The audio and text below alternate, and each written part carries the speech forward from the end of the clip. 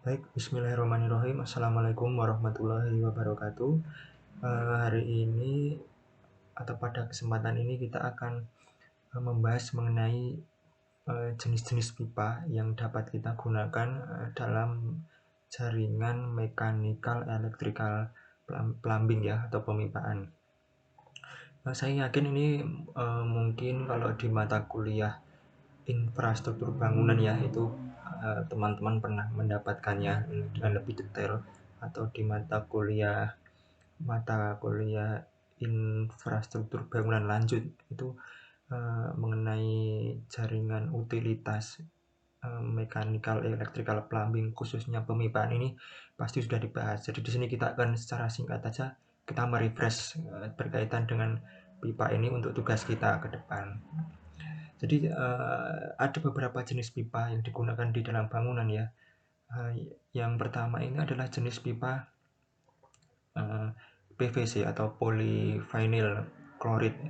Ini pipa yang sudah umum kita tahu biasa digunakan untuk jaringan pemipaan di rumah-rumah tinggal kita ya, di lokal kita, tempat tinggal sekitar kita berada. Salah satu kelebihannya adalah tahan lama, tidak berkarat atau tidak membusuk karena material yang dari PVC ini bisa tahan sampai 25 tahun.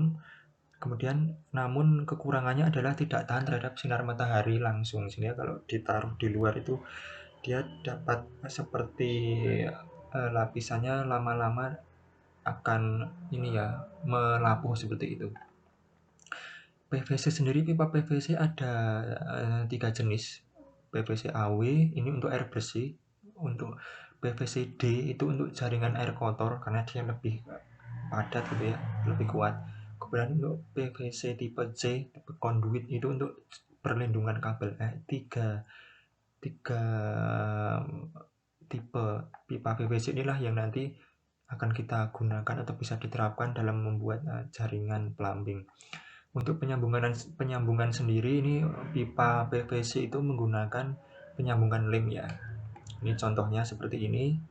Jadi kalau di bangunan kita itu ada jaringan pipa air kotor maupun air bersih, dengan menyesuaikan diameternya. Ini kalau teman-teman searching di internet sudah ada ya, tabel seperti ini, ada banyak kegunaannya sendiri. Ada yang diameter paling kecil 1/8 hingga 16 ini nanti.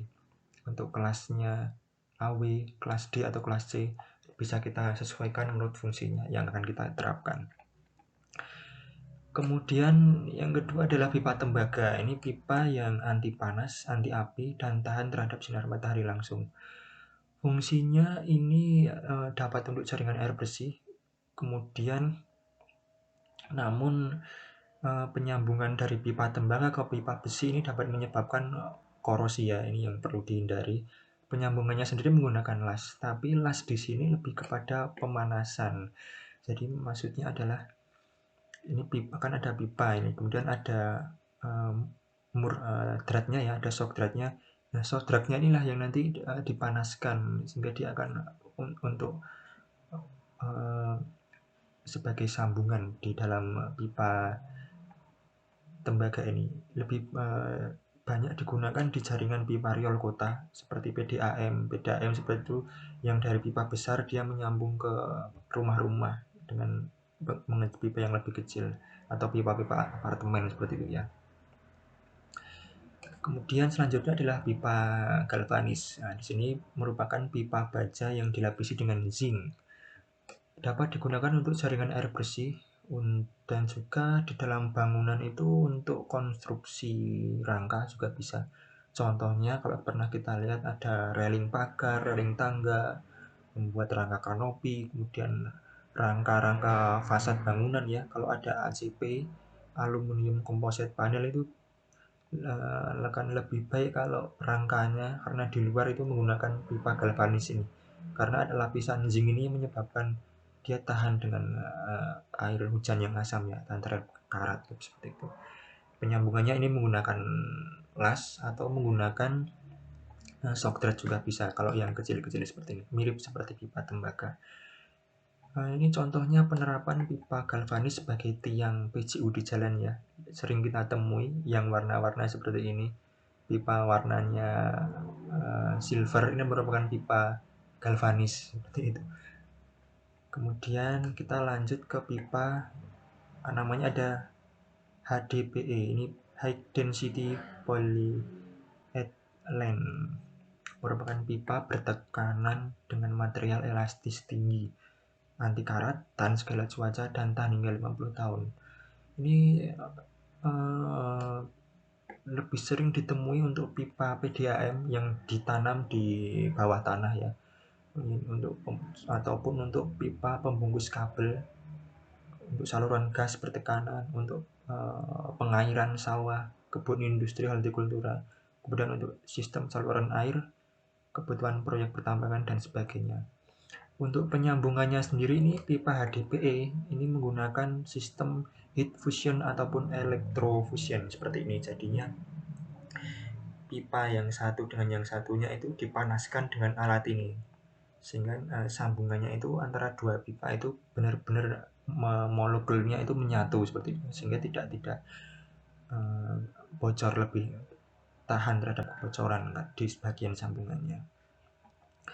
Selanjutnya yang kelima ini ada pipa PEX atau pipa plastik tahan sampai ya ini minus 40 derajat Celcius ataupun 100 derajat Celcius.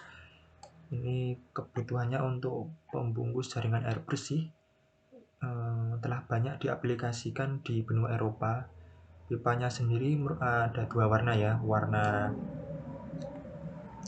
merah ini untuk tekanan air tinggi dan biru untuk tekanan air rendah, atau merah untuk air panas, biru untuk air dingin. Ini bisa juga diterapkan seperti itu. Penyambungannya sendiri menggunakan substrat tembaga seperti ini ya teman-teman. Selanjutnya ada pipa PPR, polypropylene random, dengan bahan baku kualitas tinggi ini. Pipa PPR ini sangat cocok untuk pembungkus jaringan air bersih bersuhu tinggi atau jaringan air panas ya. Penyambungannya menggunakan pemanasan heat fusion seperti ini. Jadi ini walaupun ada shock dratnya ini, tapi shock dratnya ini juga dari PPR tadi, sehingga pipa dan shock dratnya itu dipanasin terlebih dahulu, dipanaskan baru disambungkan, sehingga antara shock drat dan pipanya itu nanti akan molekulnya menyatu jadi satu seperti itu. Itu pipa PPR. Selanjutnya adalah yang ketujuh, ini pipa stainless. Ini pipa dengan bahan baku perpaduan baja dengan sedikit klorium ya. Ini lebih banyak digunakan untuk pipa industri, untuk mengalirkan air industri, minyak, udara, dapat dimanfaatkan sebagai material railing tangga, kanopi, dan material bangunan lainnya. Untuk penyambungannya ini mohon maaf, ini dengan las ya sebenarnya ya. Penyambungannya itu dengan las atau dengan menggunakan shock drat seperti itu, seperti yang di pipa tembaga tadi. Tapi untuk contohnya ini seperti penggunaannya pada railing bangunan, ditempatkan di luar, di outdoor, dia tetap tahan karena perpaduan antara baja dan sedikit klorium tersebut menyebabkan pipa stainless ini lebih tahan terhadap cuaca, terkena sinar matahari langsung ataupun dengan air ya, seperti itu. Kemudian selanjutnya ini ada pipa black steel ya, atau pipa hitam berban.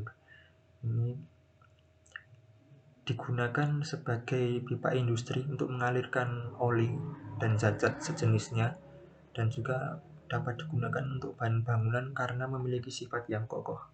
Penyambungannya menggunakan penyambungan las. Kalau kita pernah lihat, teman-teman mungkin masuk ke kafe-kafe itu ada railing yang dia warnanya hitam seperti itu ya.